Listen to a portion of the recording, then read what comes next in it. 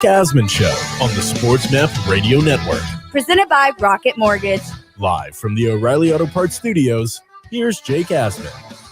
Let's waste no time and head out to the Progressive guest line right now, and we bring on the pre- and post-game host for the Boston Red Sox on WEEI. He is Brian Barrett, and he joins us right now. Brian, appreciate the time, man. How you doing?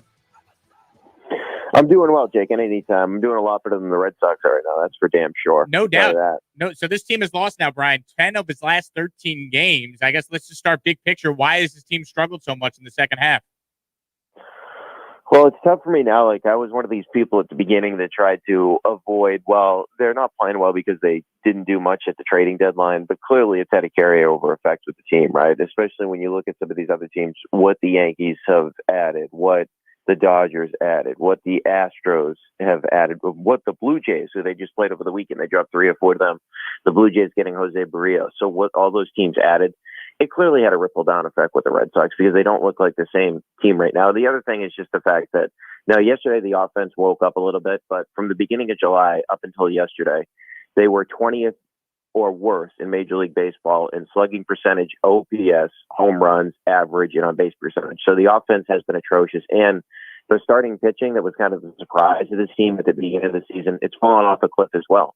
And Nathan Eovaldi has the 61st out of 63 qualified pitchers in terms of his ERA since being named an All-Star. He has not been good as of late when they needed him the most. Eduardo Rodriguez had a good outing last time out, but they've removed, thankfully, Martin Perez from the rotation, but that's been the issue. The rotation has not been consistent whatsoever, really, since the beginning of July. They started to take on water, and now you're seeing some injuries in the bullpen as well. So it's a combination of all those things. But the biggest thing is, the shocking thing is, they just didn't hit for almost a month and a half. Now, maybe yesterday was the start of something because Bogarts and JD both were able to make some loud contact because they have been ice cold. So maybe JD Martinez I'm referring to. So maybe that's the change for this team going forward, but it has been a real struggle offensively. They went 15 games without scoring 5 runs. It's incredible to think that this team went 15 games without scoring 5 runs.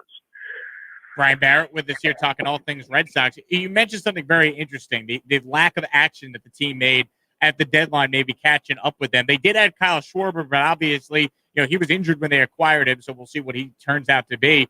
How big of a deal is that up in Boston, the fact of the matter that this is a team that was in first place and looks like they were a legitimate championship contender, and they didn't go out there and go the extra mile at the deadline? Besides Cam Newton versus Mac Jones, the trading deadline's the number one story in Boston right now, and what Chaim Bloom didn't do at the trading deadline. And the Schwarber thing, I really liked it. You didn't give up much to be able to bring him in. But unfortunately, the guy's starting to get ready for a rehab stint, and he gets injured again. So now he's dealing with a setback. It's on his hamstring that he originally came up with. Now he's dealing with a groin thing. They say it's not as serious, but it still hurts the team. But the problem that the Red Sox had at the trading deadline, it wasn't so much what's happened here is people are criticizing ownership for being cheap, which is absolutely ridiculous. It had nothing to do with finances. What happened to the Red Sox is they got exposed because their farm system isn't good right now. Like, it's getting better. Tristan Cassis is the number one prospect. He's good. They just had the 4th overall pick in the draft. So it's trending in the right direction as it pertains to the farm system. But the Yankees have a deeper farm system. Now, maybe the high-end guys aren't great, but they have a deeper farm system than the Red Sox. So they can make that deal for a guy like Anthony Rizzo. The Red Sox, like, you got out there that the Red Sox are interested in Max Scherzer. They were never going to get there. They didn't have the artillery that the Dodgers gave. And quite frankly, they couldn't give up the 1st and the 2nd prospect in their farm system, or it would have been barren. Same thing as it pertains to the Blue Jays. The Blue Jays traded away a guy they drafted 5th in 2020. He was the 2nd-ranked prospect in their organization, 60th in baseball, and they traded away their 4th-ranked prospect as well. The issue that Chaim Bloom had at the deadline, he didn't have the ability to make a move or an offer that these other teams had because the farm system isn't as good. And for some reason, a lot of Red Sox fans can't get their heads around that, and they just think, oh, Chaim Bloom just wouldn't make a move. But that's not the truth. Like, they're not going to put it out there which prospects they offered for Rizzo or which prospects they offered for Barrios, whatever deal that they were in on and they didn't end up finishing. They're not going to put that out there because it doesn't behoove the organization. But they were talking to all these teams. They just didn't have what the other teams had to offer, which, I mean, it's unfortunate that that's where the Red Sox are at right now, but that's the reality of it in terms of they don't have the prospects that these other teams do. Brian, you mentioned Anthony Rizzo. He was obviously connected to Boston a lot leading up to the deadline, and you just look at the fit for them at first base. Is that the guy that Red Sox fans are the most irate that they weren't able to land? And of course, to add insult to injury, he goes to the team that's chasing them in the division of the Yankees. Yeah, that's probably the most irritating part about it. But yes, most people are mad that they didn't get Rizzo for a couple of reasons. First, as you mentioned, they were connected to him forever, and obviously he started his career here before being traded in the Adrian Gonzalez trade years ago to Padres. But the thing about a Rizzo situation is the fact that if you look at all these first basemen that were supposedly on the market and then taken off the market, that's what happened to the Sox, right? So even if they strike out on Rizzo, you thought, okay, Jesus Aguilar is going to be out there from the Marlins. They took him off the market. CJ Cron from the Rockies, he's going to be out there. For some reason, the Rockies, I don't know what they're doing. They don't want to trade anybody, and their team stinks. It doesn't make sense to me. And then Carlos Santana of the Royals came up and said, hey, we're not trading Whit Merrifield or Santana. So once you didn't get Rizzo, the Red Sox were kind of out of options, and the Yankees obviously had a better offer to make than did the Red Sox. But I think to the original question, the fact that he was linked to here for so long and he started his career here, and it would have been kind of a full circle type situation, that's what irritates Red Sox fans. Brian Barrett, Red Sox pre and post game host on WEEI in Boston, with us here talking about the Red Sox, who, of course, if you're just tuning in, they've lost 10 of their last 13 games, and a lot of panic up in Boston right now about the Sox. As far as Chris Sale, Brian, it looks like he's going to make his first start in a long time on Saturday against the Orioles. Are Red Sox fans counting on Chris Sale to be the old Sale? What can be expected of Chris Sale? Well, unfortunately, they've been saying all year, like, hey, we don't want to put too much on his plate. We're easing him into this, which they did ease him into it. It's going to be 2 years and a day when he finally gets back on the mound on Saturday. But the reality is, where this pitching staff is right now, he's going to have to be the savior of the team. That's just where they're at. They need Chris Sale to be the Chris Sale, and I know he's not obviously going to get to these numbers, but that was striking out 300 guys in 2017. They need Chris Sale to go deep into games, because the reality is none of their other starters can do that. None of them. Eduardo Rodriguez had a great outing last week. He went 5 innings and struck out 10, but he went 5 innings. Right now, Tanner Houck, who is going to be making like his 4th consecutive start on Thursday or Friday, whenever his next outing is. But at the beginning of the season, he wasn't up. They wanted him to develop a 3rd pitch. Then he got shut down with an injury. Now he's back up, but he doesn't go deep into games. They only let him go 3 2/3, 4 innings. Nick Pivetta is a wild card.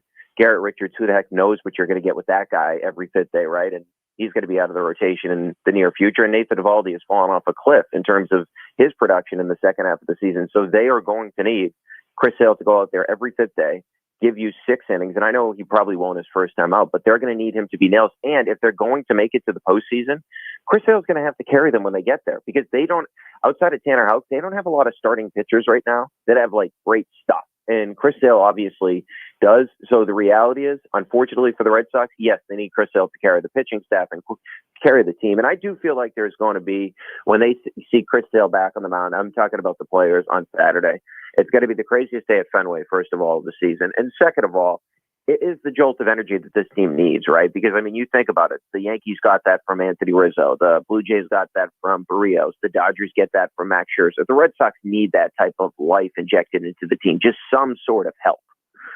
Brian, you look at the American League East. Tampa has a 4-game lead right now. Yankees 6.5 out. The Blue Jays 7 out.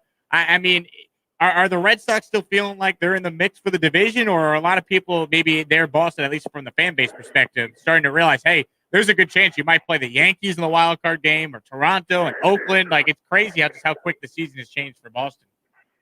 Yeah, it all depends on how this series goes this week when they open a 3-game series against Tampa. It doesn't have any really their big guns going in that particular series in terms of their starting rotation, and they are going to pitch Ryan Yarbrough in one of those games. So the Red Sox absolutely crush him. He's the worst pitcher watching baseball because he takes forever to throw. But that would be the answer: is if they can get 2 out of 3 in that series, they'll feel like they still have a chance to win the division. But the question is, which Red Sox team is going to show up? Because we haven't seen the Red Sox team that we saw prior to the All-Star break in basically a month and 2 weeks. I mean, that team hasn't shown up. So it's very difficult to predict it right now. But it's scary considering where the Yankees are at and the Blue Jays. The good thing for the Red Sox is they don't have to play that team again. And they end up with a winning record against the Blue Jays on the season. But that team, from my perspective, is the most talented in the division. I mean, I don't know where you get the outs in that lineup.